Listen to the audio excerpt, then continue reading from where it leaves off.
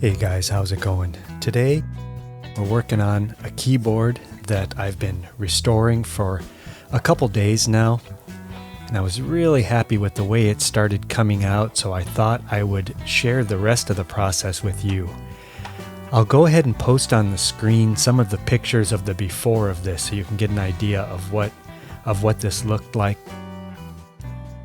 And then as we go through, we'll kind of get into my process. I'll kind of go through, just briefly detail it. I've got other videos on the channel showing me working on keyboards, but I thought since this was coming out so nice, so I thought it would be a good time to show you guys kind of the insides of one of these keyboards, and most importantly, what's on the other side of this board here. Are you ready? Because it's super, super cool. Check these things out. These are the SKCM Blue ALPS, sometimes called complicated Blue ALPS or simply Blue ALPS. I'm not sure what the SKCM stands for, super killer clicky motion, but regardless, these are highly sought after switches. Some people say this is their favorite switch. These are, when everybody talks about tactile switches, they always say clicky. And oftentimes when they say that, unless they know what they're talking about, they're not clicky switches. They might sound clicky when you start pushing on them, but this is truly a clicky switch. I want you to hear this. Hear that click? What's actually happening here is when you push on the key, it gets to a point, and right there, you could actually watch the key. There's a point that it gets to, and it clicks.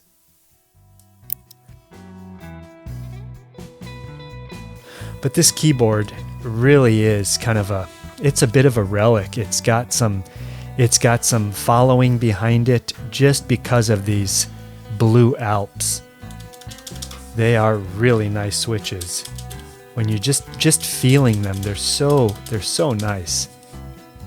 But I thought I would take you guys through along on the process of me putting this thing back together, getting it back in its case, because even the case here is still separated. It's gone through a retro-bright process.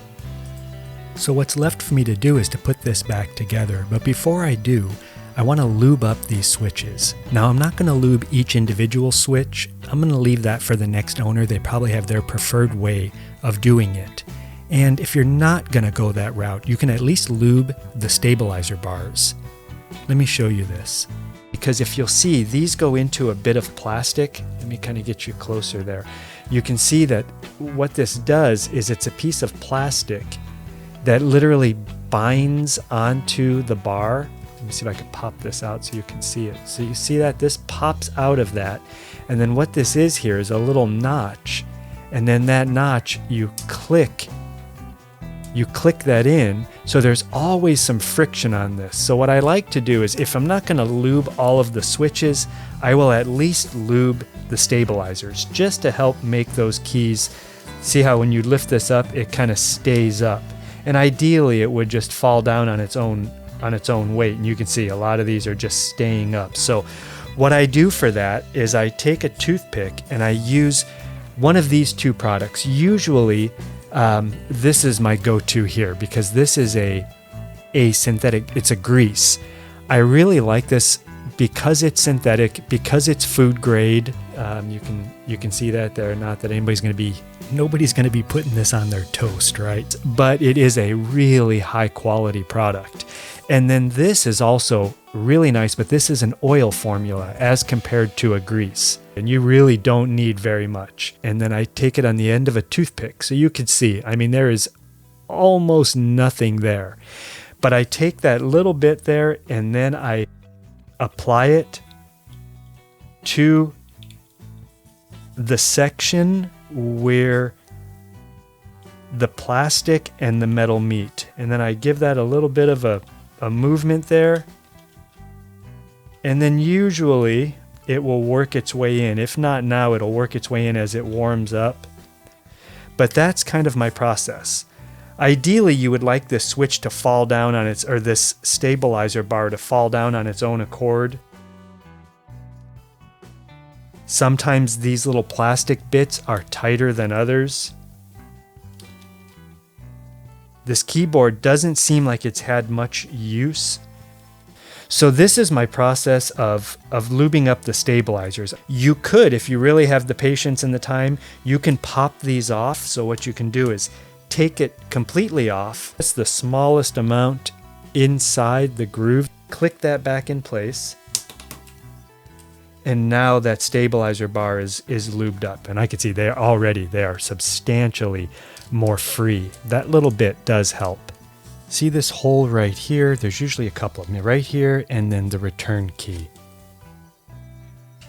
Well, that hole, or those holes in general, correspond to the space bar. You can see that little post that's right there. And then also the return key has one. So what I like to do is I'll take some of this PTFE lube, get it back on the toothpick, and just kind of put it just a little bit. You could see it's so little that it's almost indistinguishable, but it will help this slide just enough that I can see a little bit of a shine on it.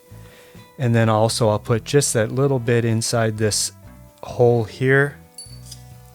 And now we're done with that part. So all of the stabilizers are lubed. This is a dry lube made again by WD-40, and it's got that PTFE. This is a rust inhibitor. As long as you just barely push that trigger down.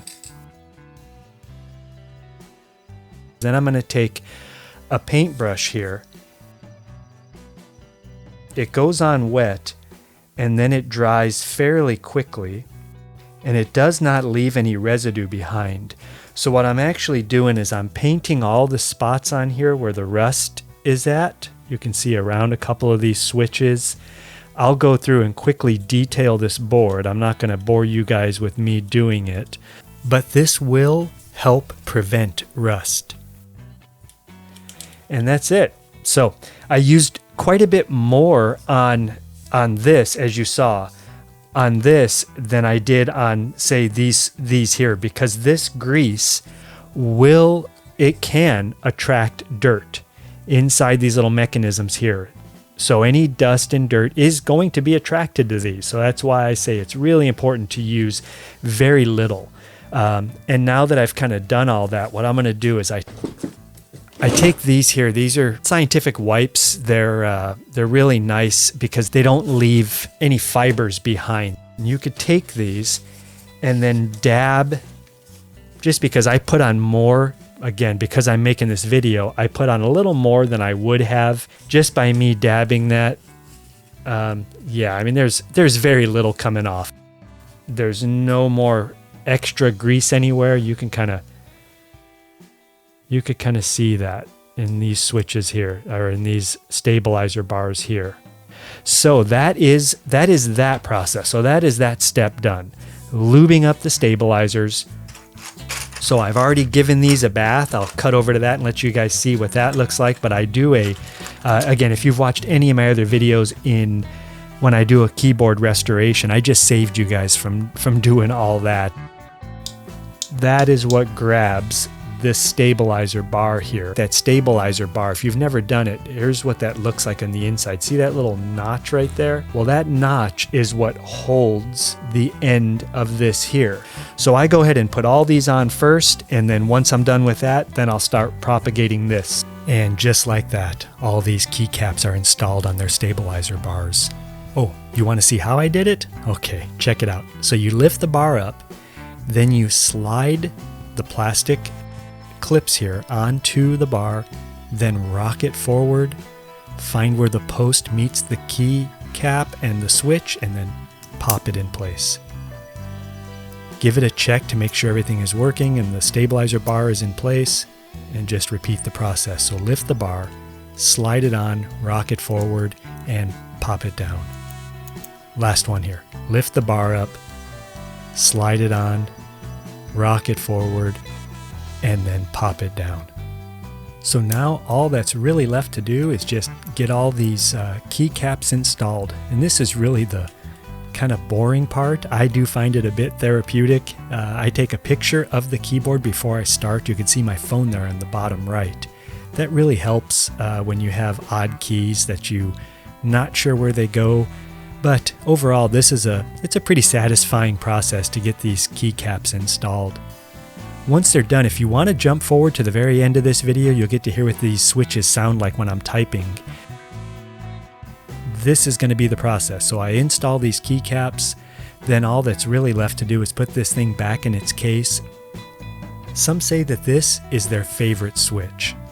I'm not sure I agree with it, though these are super silky. They just have a nice tactile feel to them. I think my favorite switch is my buckling spring. I'm curious, what's your favorite switch?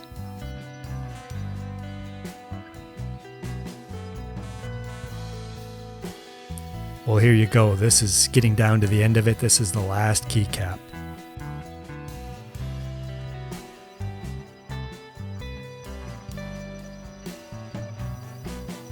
Oh, yeah, this thing feels really nice. So I'm going to hook this up here, set this thing back in its case. Something to be aware of is when you pull the screws out, the screws with the washers are the ones that hold the keyboard assembly to its frame here. You can see that one there. And then the screws without the washers, those are the ones that hold the case together. So that's really the only step to kind of remember there. And then this is it. Install this strain relief here, close this case up, and this is it. We're not going to get to see the inside of this thing again. But I thought this would be a good video to let you guys see what the inside of one of these leading edge keyboards look like, because there's not a whole lot of information on them. Again, this keyboard is fairly coveted just because of those blue ALPS switches.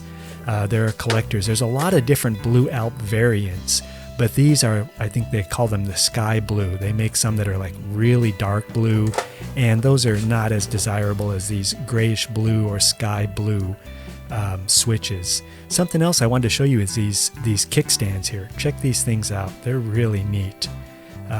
This one here is a little stiffer than the other. So this is an opportunity for me to use this lube here. This is that oil-based one that I told you about. And I'll just do kind of the same process. Put a little bit inside this dish here. And since it's oil-based, it'll work its way into that metal piece between, it's because it's stiff. So I'll use the same toothpick trick, and I'll just kind of get some down in there. Not too much that it attracts dust and dirt, but just enough to help lube up that kickstand. Because as it stands now, they're fairly stiff. Yeah, you can already see that's quite a bit better. And this one here was the one that was really sticky. So, I mean, look at that. Yeah, a lot better. Well, in doing this, I nicked my finger and now it's bleeding. So I had to put a Band-Aid on. I know you can't see it because it's camouflage, but it's right there. Well, I'm going to get out of here, let you hear this thing typing, and I'll show you some pictures from the DSLR before and after.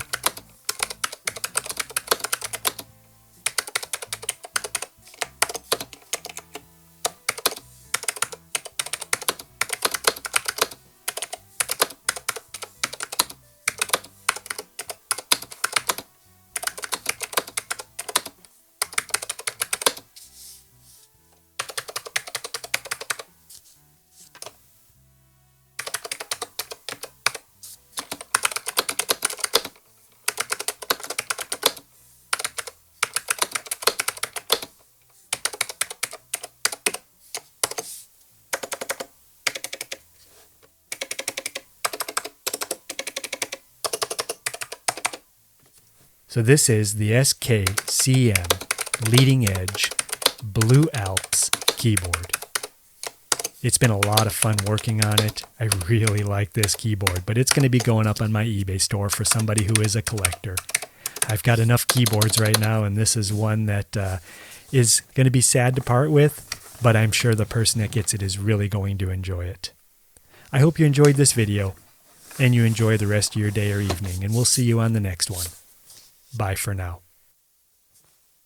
So it's really simple to get these keycaps on. All you need is a young priest and an old priest. And you just have to have one of the priests hold this up while the other priest tries to slide. Yeah, forget it.